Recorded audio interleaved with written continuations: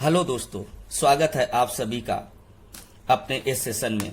आज हमें आपके साथ ऑडियो के रूप में इसलिए आना पड़ा क्योंकि आप सभी को बहुत बेसब्री से इंतजार रहा होगा, क्योंकि एक बहुत ही चर्चित मामला जो 69,000 शिक्षकों की भर्ती को लेके था, जो प्रतीक्षारत था, उस पर आज माननीय उच्च न्यायालय की डिवीजन बेंच का फैसला आ गया। और आप सभी को मालूम भी हो चुका होगा कि वह फैसला इस प्रकार आया है कि सामान्य वर्ग के अभ्यर्थी जो 97 अंक लाएंगे, ये मिनिमम कट ऑफ है उनके लिए, जबकि आरक्षित वर्ग का कोई भी अभ्यर्थी वह 90 अंक लाएगा तो उस परीक्षा में आगे के लिए शामिल होगा। आपको पता है यह परीक्षा कुल 150 अंकों की थी। उस पर यह डिवीजन बेंच का फैसला आया है।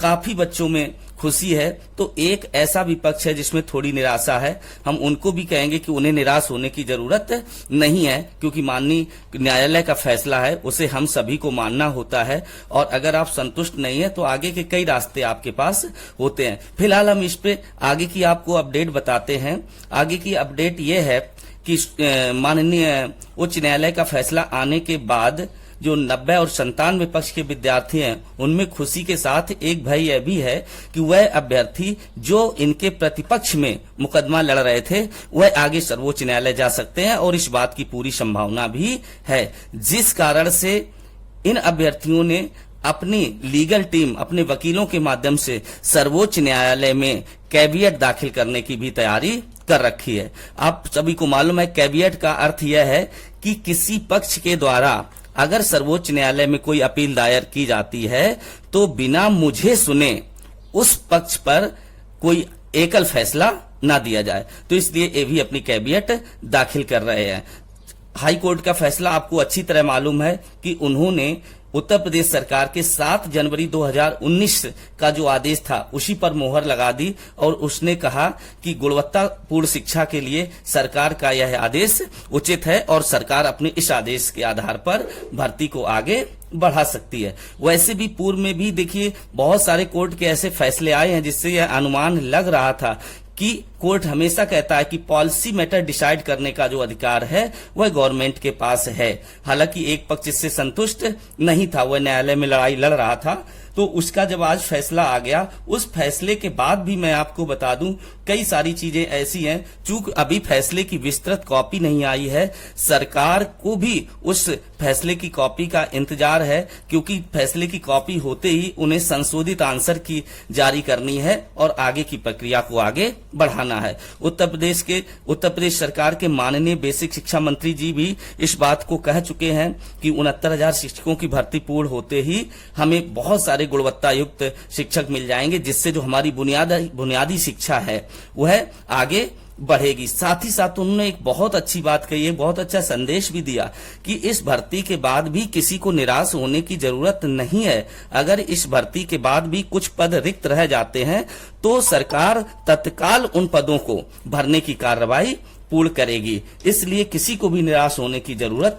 नहीं है, चाहे वह 90 और 97 के विद्यार्थी हो या वो विद्यार्थी हो जो कह रहे थे 40-45 अथवा 0 पर ही यह भर्ती पूरी की जाए। इसके साथ साथ सरकार के सभी अधिकारी अब इस बात का इंतजार कर रहे हैं कि कोर्ट की जो सर्टिफाइड कॉपी है वह कॉपी उन्हें मिले, जिससे कि वह आगे की प्रक्रिया पूर्ण कर सके। आपको यह भी ज्ञात है कि कोर्ट ने जो आदेश दिया है उसमें गवर्नमेंट को कहा है कि आप अपने 90-97 अर्थात 7 जनवरी 2019 के आदेश के अनुसार अपनी भर्ती प्रक्रिया को पूर्ण कीजिए और 90 दिन में आपको यह भर्ती प्रक्रिया पूर्ण करनी है।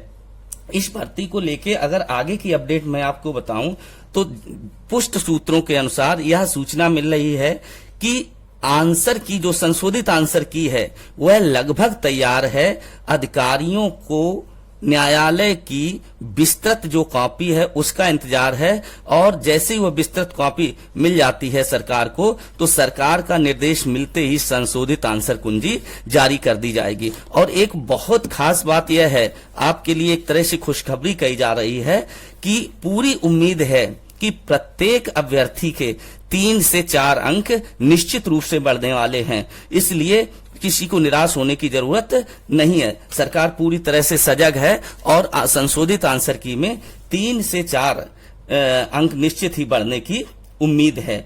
इसके साथ अगर आगे की बात करें तो आगे की भर्तियों को लेके भी सरकार का अपना रोड मैप है, जैसा कि माननीय बेसिक शिक्षा मंत्री जी ने इशारों में कहा था। हालांकि उन्होंने कोई बात खुल के नहीं कही, लेकिन इशारों में बहुत सारी बातें कह दी हैं उन्होंने। तो इस तरह से आपने जो 69,000 शिक्षक भर्ती है, बहुप्रतीक्षित शिक्षक भर्ती थी, बहुत बड़ी संख्या में छात्र इसका इंतजार कर रहे थे, उसका फैसला आज आ गया है। उस फैसले पर आगे की कार्रवाई के रूप में अब संशोधित आंसर की आने वाली है। इसके बाद प्रक्रिया और आगे बढ़ जाएगी।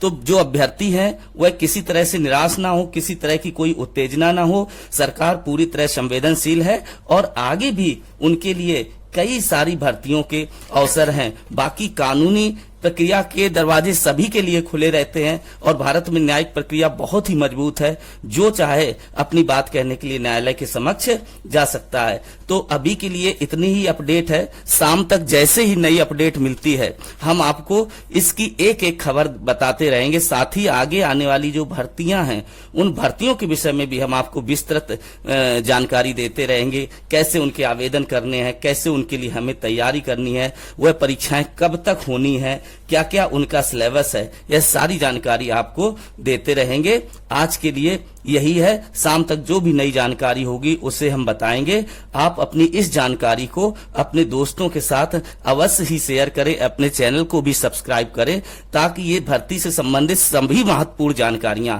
आपको समय से प्राप्त हो सकें।